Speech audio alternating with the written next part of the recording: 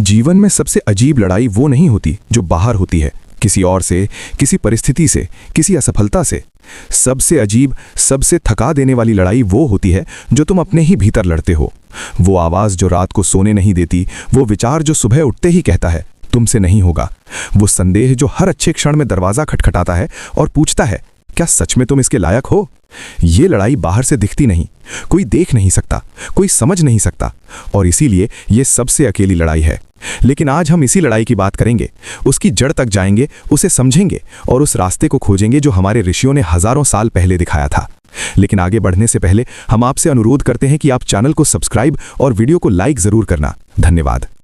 भगवद गीता के 6ठे अध्याय में एक ऐसा श्लोक है जो शायद पूरी गीता का सबसे व्यक्तिगत वचन है। कृष्ण कहते हैं, उद्धरेदात्मनात्मनम नात्मानम अवसादयेत आत्मैव ह्यात्मनो बंधुर आत्मैव रिपुरात्मनः। अर्थात अपने आप को खुद ही ऊपर उठाओ, खुद को नीचे मत गिराओ, क्योंकि तुम खुद ही अपने मित्र हो और तुम खुद ही अपने शत्रु भी। ये श्लोक सुनने में सरल लगता है, लेकिन इसकी गहराई में उतरो तो रोंगटे खड़े हो जाते हैं। कृष्ण यहाँ किसी बाहरी दुश्मन की बात नहीं कर रहे, वे उस भीतरी शक्ति की बात कर रहे हैं जो या तो तुम्हें बना सकती है या बर्बाद कर सकती है, और वो शक्ति कोई और नहीं, तुम खुद हो। सोचो जरा, कितनी बार ऐसा हुआ है कि कोई अवसर सामने आया और तुमने खुद ही उसे ठकरा दिया, ये सोचकर कि मैं इसके लायक नहीं। कितनी बार किसी ने तुम्हारी तारीफ की और तुमने मन ही मन कहा, उसे क्या पता, अगर सच जानता तो ऐसा नहीं कहता। कितनी बार तुमने एक सपना देखा और उसे देखते ही अपने भीतर से एक आवाज़ आई, ये तुम्हारे लिए नहीं है, ये आवाज़ किसी और की नहीं है, ये तुम्हारी अपनी आवाज़ है। और यही सबसे बड़ा विरोधाभास है। जिसे तुम सबसे ज़्यादा प्रेम करते हो, जिसके साथ तुम सबसे ज़्यादा समय बिताते हो, वही तुम्हारा सबसे कठोर आलोचक बन जाता है। ये आत्मसंशय, ये भीतरी शत्रुता, ये अचानक नहीं आती, इसकी एक लंबी कहानी होती है। बचपन में किसी ने कहा तुम किसी काम के नहीं, स्कूल में किसी ने हंसाया, प्रेम में किसी ने छोड़ा, एक असफलता आई और उसने एक घाव छोड़ा, फिर दूसरी असफलता आई और उसने उसी घाव को और गहरा कर दिया। धीरे धीरे वे सारे घाव एक विश्वास बन गए कि मैं कमज़ोर हूँ, मैं अपर्याप्त हूँ, मैं वो नहीं जो होना चाहिए। और एक बार ये विश्वास मन में बैठ जाए तो वो हर नई परिस्थिति को उसी रंग में रंग देता है। अच्छी बात भी आए तो शक होता है, सफलता भी मिले तो लगता है ये टिकेगी नहीं। यही वो जाल है जिसमें हम खुद को फंसा लेते हैं। बृहदारण्यक उपनिषद में एक बहुत सुंदर विचार है, अहम ब्रह्मास्मि।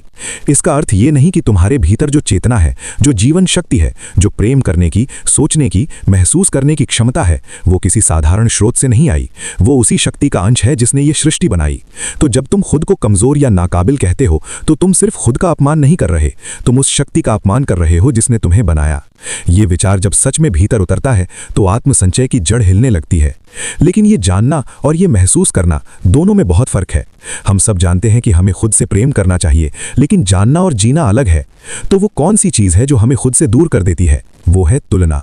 जब हम किसी और को देखते हैं और उसकी सफलता, उसका रूप, उसकी जिंदगी देखकर खुद को छोटा महसूस करते हैं, तब हम एक ऐसी प्रतियोगिता में कूद पड़ते हैं जिसमें जीतना ही असंभव है, क्योंकि दुनिया में हमेशा कोई ना कोई तुमसे आगे होगा। ये एक अनंत दौड़ है, और जो दौड़ कभी खत्म नहीं होती, उसमें भागते रहने से सिर्फ थकान मिलती है, मंजिल नहीं। रामायण में राम का चरित्र इसीलिए इतना शक्तिशाली है, वे कभी किसी से तुलना नहीं करते। वे अपने धर्म में, अपने स्वभाव में इतने स्थिर हैं कि परिस्थिति चाहे वनवास हो या युद्ध, उनका केंद्र नहीं हिलता। और ये केंद्र, ये स्थिरता, ये कहाँ से आती है? ये आती है स्वयं को जानने से। स्वयं को जानने का अर्थ ये नहीं कि तुम अपनी कमजोरियां जानो। स्वयं को जानने का अर्थ है तुम अपनी उस गहराई को जानो जो कभी नहीं बदलती। तुम्हारे विचार बदलते हैं, भावनाएं बदलती हैं, परिस्थितियां बदलती हैं, लेकिन तुम्हारे भीतर एक साक्षी है, एक चेतना है जो इन सब को देखती रहती है। वो कभी नहीं बदलती। जब तुम उस साक्षी से परिचित होते हो तो तुम्हें बाहर की किसी चीज से अपनी पहचान नहीं बनानी पड़ती, न नौकरी से, न रिश्ते से, न सफलता से। तुम बस हो, और ये होना ही सबसे बड़ी उपलब्धि है। अब एक बात और जो शायद कोई नहीं कहता, खुद का दुश्मन बनने में एक अजीब आराम भी होता है। जब हम खुद को हराने से पहले ही हार मान लेते हैं तो असफलता का डर नहीं रहता। जब हम कहते हैं मुझसे नहीं होगा तो कोशिश नहीं करनी पड़ती, और कोशिश न करने का मतलब है असफल होने का मौका नहीं। ये एक मनोवैज्ञानिक सुरक्षा कवच है जो हम खुद बनाते हैं, लेकिन इस कवच की कीमत बहुत भारी है। इसकी कीमत है तुम्हारा पूरा जीवन। वो सब जो तुम हो सकते थे, वो सब जो तुम कर सकते थे, वो सब इस सुरक्षित जगह पर बैठकर कभी नहीं होता। इसीलिए कृष्ण अर्जुन को झंझोड़ते हैं, क्योंकि वे जानते थे कि अर्जुन का संकोच कायरता नहीं था, वो एक भ्रम था, और भ्रम को तोड़ने के लिए कभी कभी एक तीखा सत्य जरूरी होता है। तो वो तीखा सत्य ये है कि तुम्हारे साथ जो हुआ वो तुम नहीं हो, तुम्हारी असफलताएं तुम्हारी पहचान नहीं है, जिन लोगों ने तुम्हें ठुकराया उनका फैसला तुम्हारी कीमत तय नहीं करता, जो परिस्थितियां तुम पर आईं वे तुम्हारी किस्मत नहीं है, वे सिर्फ अध्याय हैं, कहानी नहीं। हर महान जीवन में एक अध्याय होता है जो बहुत दर्दनाक होता है, लेकिन वो अध्याय ही अक्सर वो मोड़ होता है जिसके बाद कहानी असली रूप लेती है। सीता माता के जीवन में वनवास था, भगवान राम के जीवन में वनवास था, पांडवों के जीवन में अज्ञातवास था, लेकिन उन्होंने उस अंधेरे अध्याय को अपनी पहचान नहीं बनाया, उन्होंने उसे अपनी परीक्षा माना और आगे बढ़े। खुद से दोस्ती करने का पहला कदम है खुद को देखना, बिना किसी निर्णय के। जब वो भीतरी आवाज आए और कहे तुमसे नहीं होगा, तो उससे लड़ो मत, उसे दबाओ मत, बस उसे सुनो और पूछो कि ये आवाज कहां से आ रही है, ये किसकी आवाज है, क्या ये सच है? अक्सर तुम पाओगे कि ये आवाज तुम्हारी नहीं है, ये किसी और के शब्द हैं जो तुमने इतने साल पहले सुने थे और अपने भीतर बसा लिए थे। योग वशिष्ठ में कहा गया है, मनः एव मनुष्याणाम कारणम बंध मोक्षयोः। मन ही मनुष्य के बंधन और मोक्ष का कारण है। जो मन तुम्हें बांध सकता है वही मन तुम्हें मुक्त भी कर सकता है, बस उसे सही दिशा देनी है। और वो सही दिशा देने का सबसे सरल तरीका है कृतज्ञता। ये शब्द आजकल बहुत सुना जाता है, लेकिन इसकी शक्ति को हम अक्सर कम आंकते हैं। जब तुम सुबह उठकर उस एक पल में, जब मन अभी खाली है, सिर्फ ये महसूस करो कि मैं हूं, मैं सांस ले रहा हूं, मुझे ये दिन मिला है, तो कुछ बदलने लगता है। ये कोई जादू नहीं है, ये एक वैज्ञानिक सच्चाई है। जब मन कृतज्ञता में होता है तो वो भय और आत्म संशय के लिए जगह नहीं छोड़ता, और हमारे शास्त्रों में यही भाव संतोष कहलाता है, जो पातंजल योग सूत्र में अष्टांग योग का एक अंग है। संतोष का अर्थ निष्क्रियता नहीं, संतोष का अर्थ है जो है उसमें से शक्ति लेना और उस शक्ति से आगे बढ़ना। अब बात करते हैं उस क्षण की जो सबसे कठिन होता है, जब तुम गिरते हो, न सिर्फ बाहर से बल्कि भीतर से भी।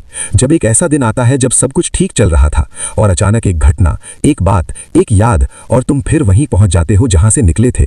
उस क्षण सबसे ज्यादा जरूरी है खुद के साथ कोमल होना। जिस तरह तुम किसी प्रिय मित्र के साथ होते हो जब वो दुखी होता है, उसी तरह खुद के साथ भी होना। उसे दोष मत दो, उसे कमजोर मत कहो, बस उसके पास बैठो, उसे महसूस करने दो, रोने दो अगर आंसू आए, बैठे रहने दो अगर उठने की ताकत ना हो, क्योंकि जो भावना महसूस की जाती है वो गुजर जाती है, और जो दबाई जाती है वो भीतर जमती जाती है। इस पूरी यात्रा में एक और बड़ा शत्रु है जो बहुत चालाक है, वो है अतीत। हम अपनी गलतियों को, अपने पुराने दर्दों को, अपनी पुरानी शर्म को बार बार जीते हैं। जो बीत गया उसे मन की स्क्रीन पर बार बार चलाते हैं, जैसे किसी फिल्म को 1000 बार देखना, लेकिन वो फिल्म हर बार वैसे ही खत्म होती है। अतीत को बदला नहीं जा सकता, ये एक सत्य है जिसे स्वीकार करना ही एकमात्र रास्ता है। गीता का निष्काम कर्म का सिद्धांत यही कहता है, जो हो चुका है उसका बोझ उठाकर मत चलो, जो अभी है उसमें पूरी तरह उपस्थित रहो।